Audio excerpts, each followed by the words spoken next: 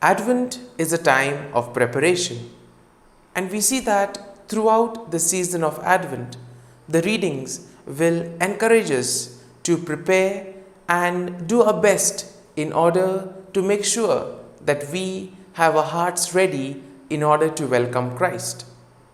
And when we ask ourselves, what is the best way of preparing? Well, the readings and the Gospels throughout the Advent season focus on this theme of preparation. As we have seen, one of the ways of preparing is that by introspection. When you introspect and look at your actions, your thoughts, the way you proceed in life, you are able to identify the areas that are not suitable for growth, and thus you are able to change those ways and you are able to become a better individual.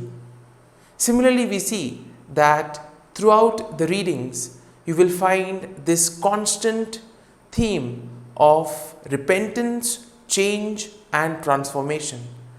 And along with this is coupled patience and awaiting, because after preparing ourselves, we wait with patience for the birth of the Savior. Now, today's first reading will focus on the theme that we should not be afraid. Many a times we come across various situations where there's a lot of uncertainty, and this could lead us to be anxious, this could induce fear in us. And therefore today's first reading tells us, do not be afraid. The Lord is always there. He is there to guide and protect you.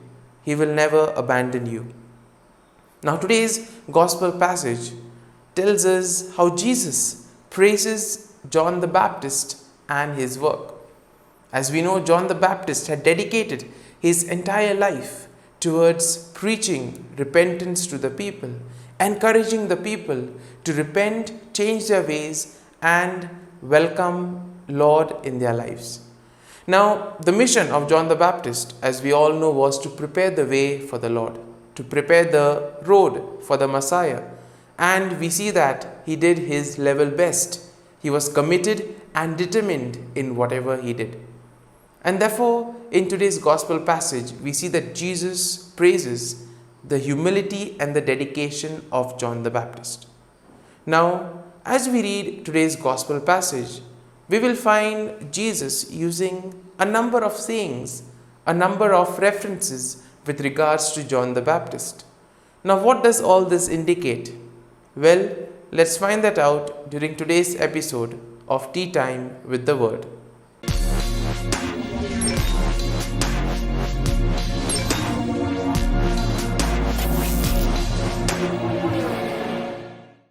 But before we can begin our reflection, let us take a look at the readings for Thursday in the third week of Advent. Today's first reading is from the prophet Isaiah, chapter 54, verses 1 to 10. And the Gospel is from the Gospel of Luke, chapter 7, verses 24 to 30. And if we could give a theme for today's readings, the theme would indeed be living a prophetic life. Now, we may say that, yes, prophets were the ones who would go about proclaiming to the people the need to change, the need to repent, and they would also be witnesses of the Lord. Well, we see that all of us, in a way, have been given some responsibility. All of us have a mission. And that mission is to proclaim the good news of the gospel. Now, there are many ways in which one can proclaim the good news. First and foremost, one could preach. One could tell people the good news, the good deeds, and could motivate and encourage others to do the same. Another way is by leading by example. That means you yourself take the initiative, and then the others, being inspired and motivated by your work, join you. And if you take a look at the lives of most of the prophets, we see that dedication, commitment was something that stood out. And it was this dedication and commitment that they had towards their responsibility and mission which allowed them in order to make a difference in the lives of others. And therefore, a prophetic mission is all about helping others realize themselves, helping others in order to make a difference in their lives. Now, today's first reading from the prophet Isaiah will tell us about God's abundant and lasting grace upon us. And we see that there is no need for us to have any fear, because the Lord never abandons us. He is always there to guide us, to protect us, and to show us the right path. Similarly, we see that when God is always with us, everything is possible.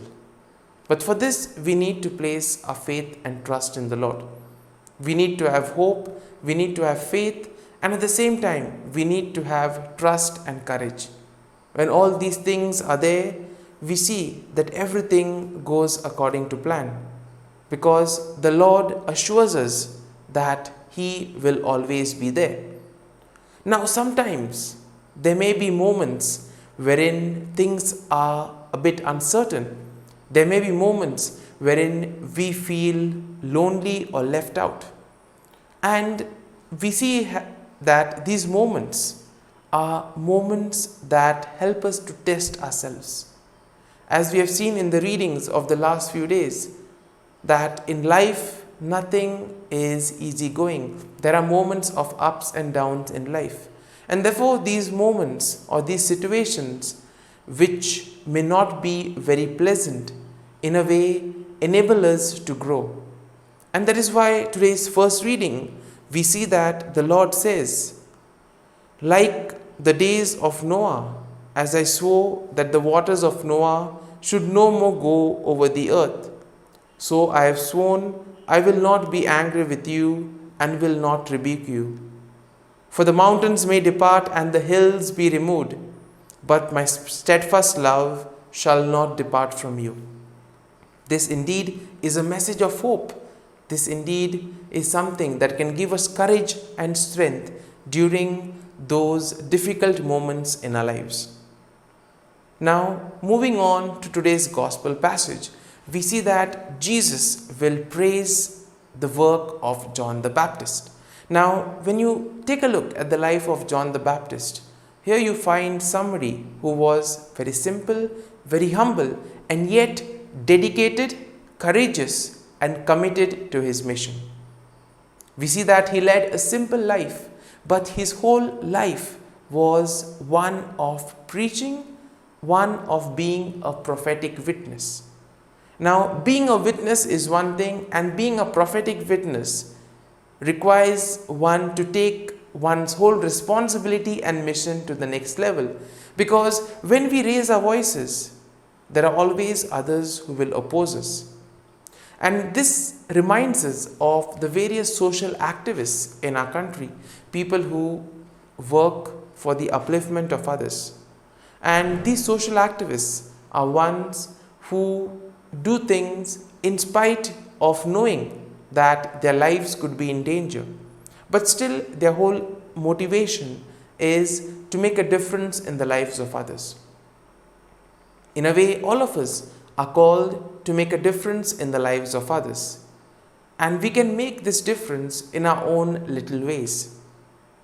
Therefore, the readings of today, especially today's gospel passage, will motivate us to take the inspiration of John the Baptist.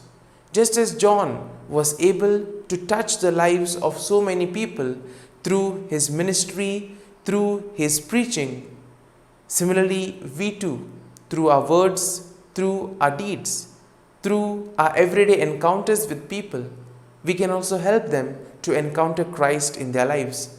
We too can help them by making a difference in their lives. And we see that this will then lead to a chain reaction, and they too will then be motivated to make a difference in the lives of others.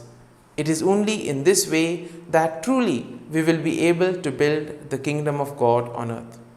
So therefore, as we prepare ourselves to welcome Jesus in our hearts, as we reflect on today's readings, let us pray for this grace, that we may be able to become aware of ourselves, that we may become aware of our responsibilities and the mission that is given to us, and above all, that we may dedicate our lives and become prophetic witnesses, proclaiming the word of God and the good news through our words and deeds.